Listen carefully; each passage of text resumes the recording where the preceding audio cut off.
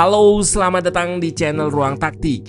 Di video kali ini, kita akan analisis laga Manchester United versus Aston Villa.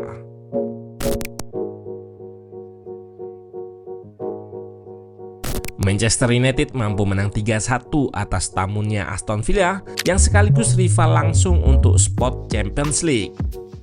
Ini pasukan Michael Carrick tersebut bertengger kuat di peringkat 3 dengan jarak 7 poin dari Manchester City di peringkat 2 serta 3 poin dari Villa pada peringkat 4. Dari segi statistik sebetulnya cukup berimbang.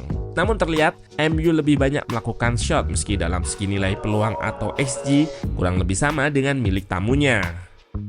Bruno Fernandes jadi aktor kemenangan MU di Old Trafford berkat 2 asisnya. Asis pertama membuka keran gol lewat set piece ke Casemiro.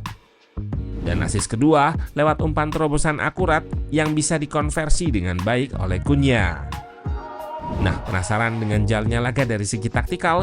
Let's go, kita bahas sama-sama.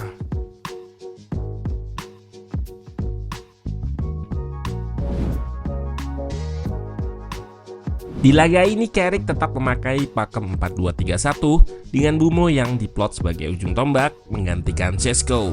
Tidak ada perubahan berarti di sektor lain. Sementara Emery juga menurunkan formasi yang sama, 4-2-3-1. Ujung tombak diisi Watkins yang ditopang McGinn, Rodgers, dan Buendia. Pada babak pertama tercipta beberapa peluang, namun konversi menjadi gol nampak sulit dilakukan. MU bangun serangan menggunakan shape 3-2-5. Yoro bergerak melebar ke kanan sehingga bisa mendorong Dalot lebih naik. Double pivot diisi Casemiro serta Maino. Dan nampak Mbeumo, Ahmad, dan Bruno berada di tengah. Cunha di sayap kiri melebar maksimal.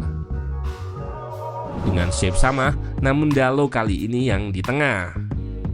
Rotasi seperti tadi kerap dilakukan, salah satunya dengan ide mendorong Casemiro lebih ke depan. Dalot kembali nampak lebih ke tengah, shape masih 3-2-5. Di momen lain, rotasi juga dilakukan dengan Bruno yang melebar. Struktur yang digunakan tetap sama. Tujuan dari rotasi ini untuk mengurai blok press Villa. Mereka bertahan dengan shape 4-4-2 yang rapat. Tujuan Emery menutup jalur umpan melalui tengah. Karena MU kerap menggunakan kelebaran maksimal, shape 4-4-2 Aston Villa nampak berubah dengan wingernya yang turun untuk menutup sisi lebar lapangan, mencegah renggangnya jarak antar pemain di backline.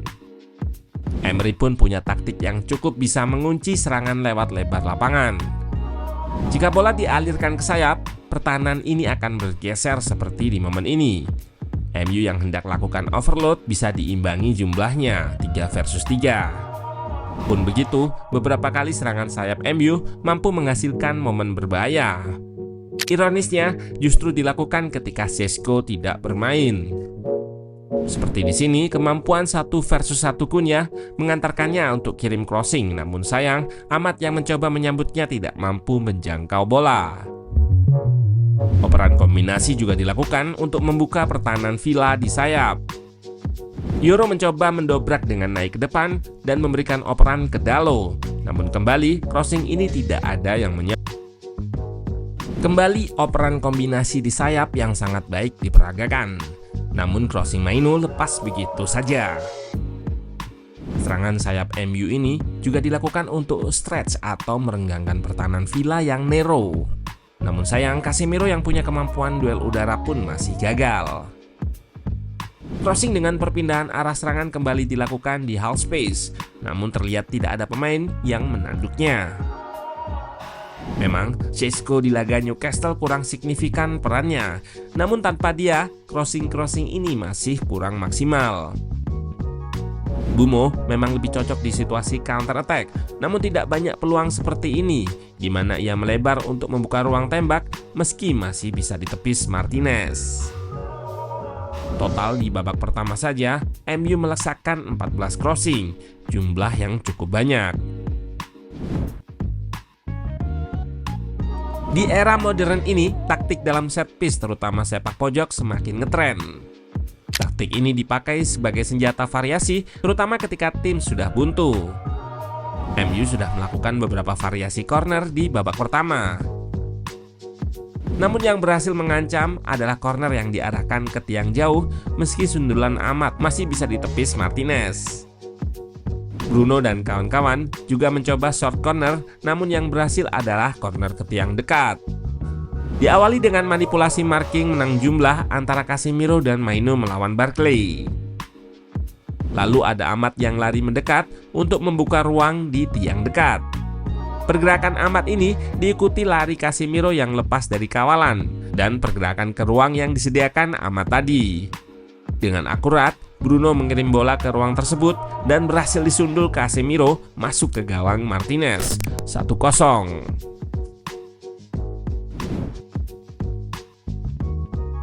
Aston Villa build up dengan 4 back serta 2 gelandang di tengah. Sementara 2 gelandang serang akan menargetkan ruang antar lini.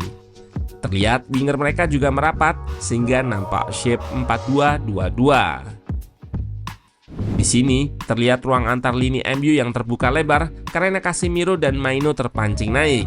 2 pemain Villa inilah yang akan dijadikan target alirkan bola ke depan. Dan inilah contoh build up yang dieksekusi dengan baik. Casemiro dan Maino terpancing naik sehingga ruang lebar untuk Buendia dan Megin menerima bola. Shaw keluar dan harus lakukan pelanggaran. Cara menyerang ini juga yang jadi awal sepak pojok di gol Villa. Umpan Martinez ke Onana membuat Casemiro keluar untuk press sehingga ruang antar lini di belakangnya terbuka. Dilanjutkan kombinasi umpan 3 pemain yang membuat langsung berhadapan dengan backline. Sempat dinetralisir, bola dialirkan ke sayap dan berujung crossing yang jatuh ke kaki Onana. Sempat terblok, ia mampu bangkit dan lesakan tendangan yang ditepis Lamens, corner. Sebetulnya sepak pojok Villa juga sempat dinetralisir. Namun serangan lewat crossing selanjutnya berhasil dihalau. Namun crossing datar yang kemudian jatuh tepat di kaki Barkley yang ia hujamkan dengan deras ke gawang Lamens, 1-1.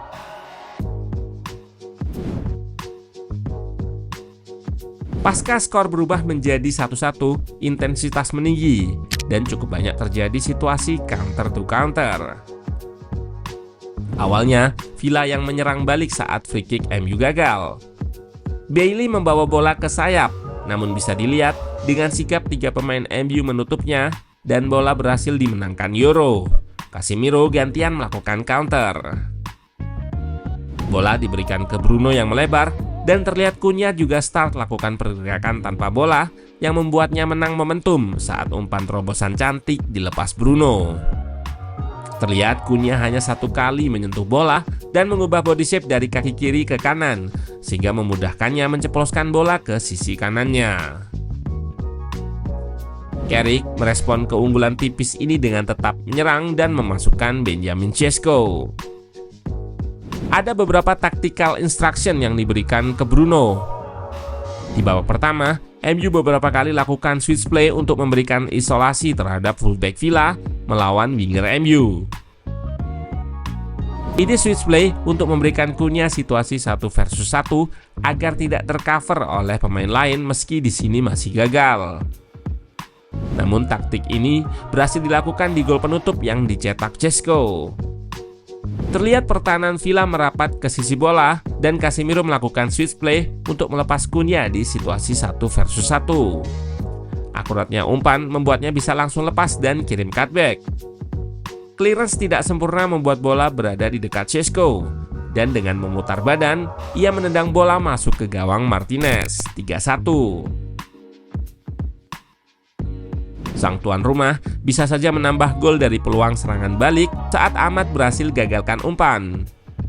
Operan kombinasi dilakukan di sayap dan bola dialirkan ke Bruno. Pemain nomor 8 tersebut kembali berikan true pass ciamik yang membuat Sesko lepas. Sayang, kurang jelas tujuannya syuting atau umpan, bola yang dikirimkan Sesko terlalu dalam.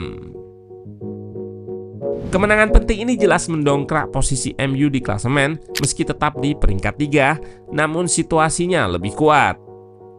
Waktu dikalahkan Villa di zaman Ruben Amorim, anak asuh Emery berada 10 poin di atas MU dan kini dibalik menjadi 3 poin di bawahnya. Performa ini masih terus diuji konsistensinya melawan tim di luar Big Six yang kerap jadi sandungan. Mampukah Carrick mengatasi problem melawan tim yang bermain lebih tertutup? Patut kita tunggu di laga versus Bournemouth nanti.